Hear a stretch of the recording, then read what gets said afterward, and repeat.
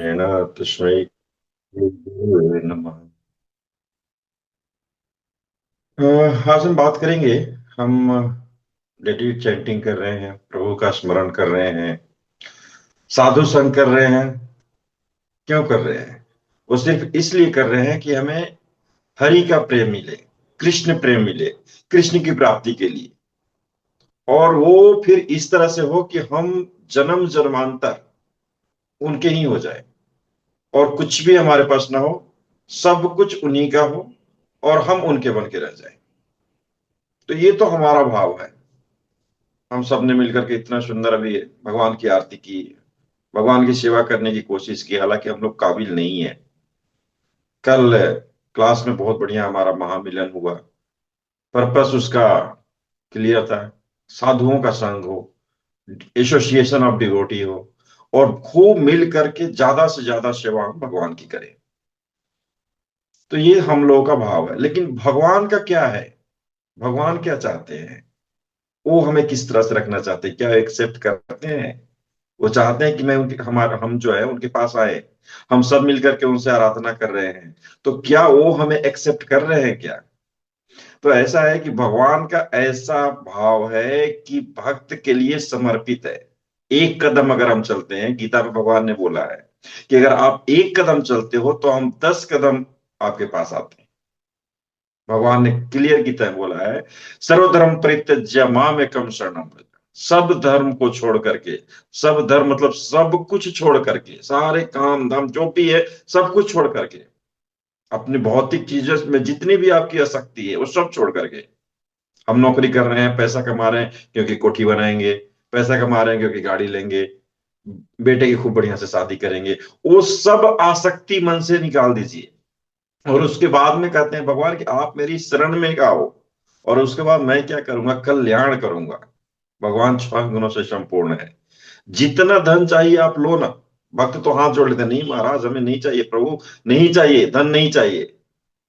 न धनम न जनम न, जो हम शिष्टाष्टक में अभी प्रभु जी ने पढ़ा, न धन चाहिए, न जन चाहिए, न सुंदरीम कवितम हुआ, न सुंदर स्त्री की कामना है। उसके बाद क्या है? जन्म जन्मांतर भक्ता भवती अहत्व की तवे, अहत्व की जो कृपा है आपकी जन्म जन्मांतर तक मिले। तो भगवान जिसको एक बार पकड़ लेते हैं ना, हम पहुंच नहीं पा रहे, हम जाने की कोशिश नहीं कर रहे हैं। भगवान जिनको पकड़ लेते हैं वो छोड़ते नहीं है।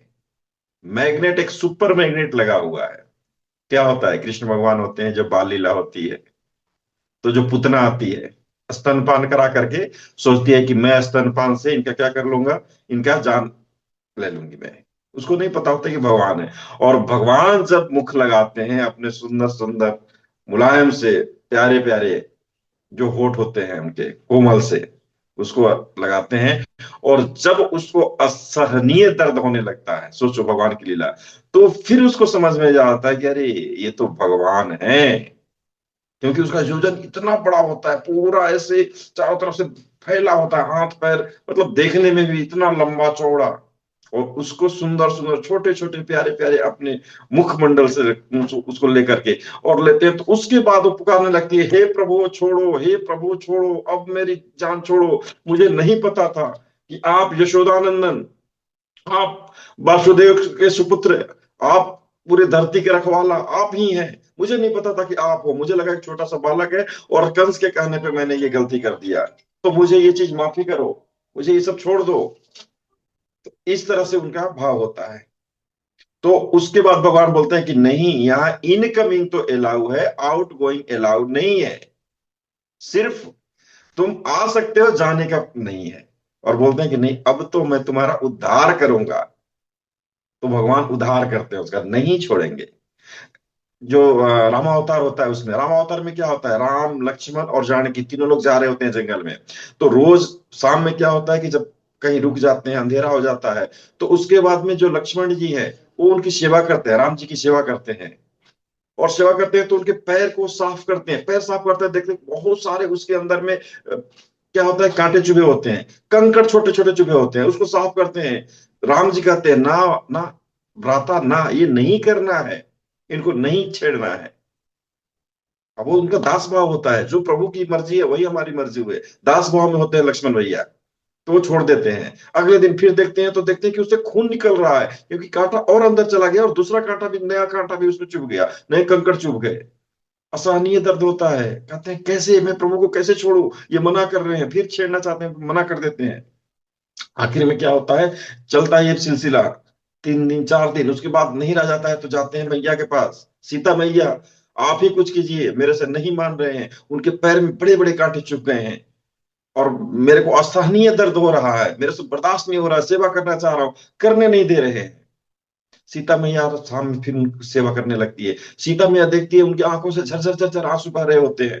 वो देखती हैं, वो साफ करना चाहती, बोलते हैं नहीं, इसको नहीं करना है।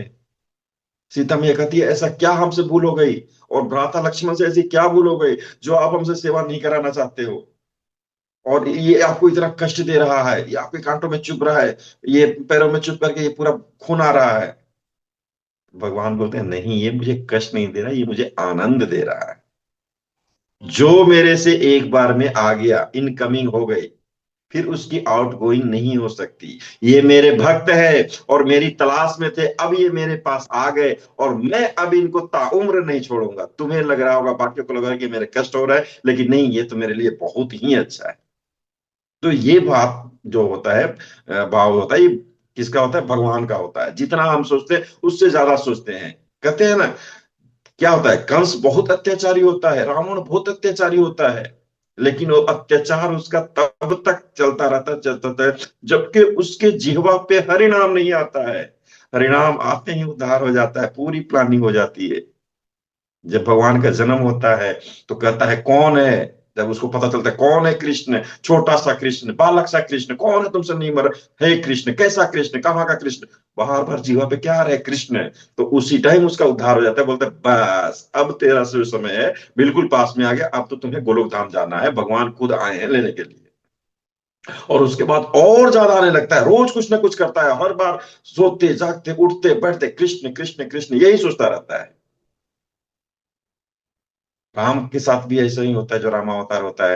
रावण के क्या करता है, रावण बोलता है कौन है राम, मैं उसकी पत्नी को हरण करके लाया, अरे राम ने ऐसे कैसे कर सकता है, राम का भाई मेरे कैसे पुत्र को मार सकता है, कौन है राम, कहाँ का राम। राम राम राम राम उसके जीवा पे ऐसे आने लगता है।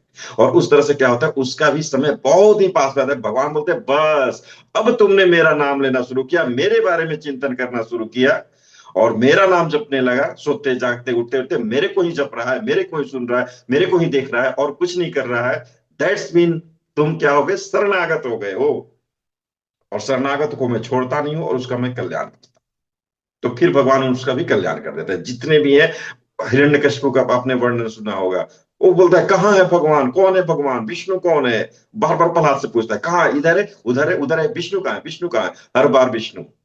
तो भगवान का, तो इस तरह से भगवान का होता है कि एक बार जप के तो देखो, एक बार पास में आके तो देखो, हम छोड़ने वाले नहीं है। तुमसे ज्यादा मुझे तुम्हें पाने की इच्छा है भक्तों के लिए।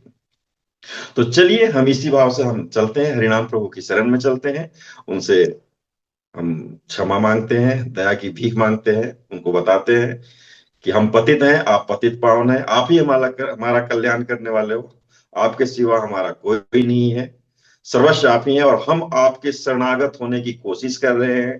पता नहीं कितना सफल होंगे, लेकिन आप चाहेंगे तो जरूर हो जाएंगे। तो हम सोते उठते बैठते जागते यही काम कर सकते हैं, आपका स्मरण कर सकते हैं, वो करेंगे। और आप ऐसे ही हमारा उद्धार करो, हमें अपने गोलोक धाम में वास दो, हम सबका कल्याण करो। नमः ओम विष्णु पदाय कृष्ण पृष्ठाय भूतले श्रीमते भक्ति वेदांत स्वामी नीति नामने नमस्ते सरस्वते देवे गौरवाणी प्रचारिणे निर्विशेष शून्यवादी पाश्चात देशेता। हरिनाम प्रभु की जय, जगत गुरु श्रील प्रभुपाद की जय। हरे कृष्ण।